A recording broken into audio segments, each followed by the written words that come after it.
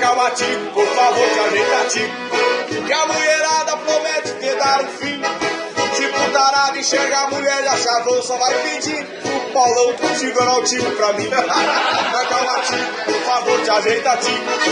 Acha uma presa que te tapa e dê carinho. Tu reconheça que tem que criar respeito. Se continuar desse jeito, tu vai acabar sozinho. Pra encurtar a história do Tico, eu vou contar a história do rapaz que tinha o dedo inchado. Olha só. E todo mundo pensa na malícia, mas é séria a história. Eu na campanha pra matear cedo levando só lhe teu canto pra recordar meu passado. Eu tenho cruza de maragato e chimã, e no fandango eu me encontrava entreverado. Por ser cunhudo eu me atraquei pedindo cancha, e uma pinguanja já se atirou pro meu lado. Meia careca, banguela e sem sobrancelha, próxima feia, pior que carro desastrado. Me fiz de tonto e dancei de cabeça erguida, provalecida me levava chacoalhado.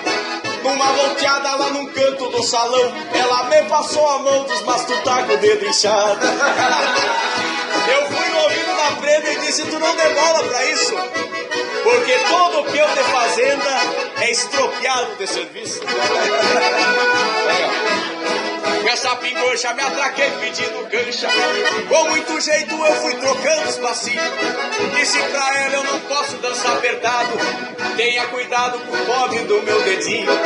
E a desgraçada fez de conta que não viu, se distraiu e me agarrou devagarinho.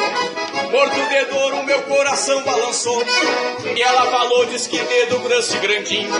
Respondi pra ela: é só porque tá machucado, mas quando tá desenchado ele é bem pequenininho.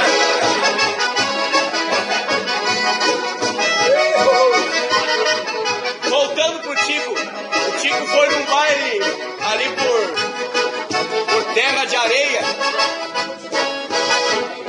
e uma bala perdida pegou bem na cabeça do Tico. Olha só como é que foi o final dele, ó.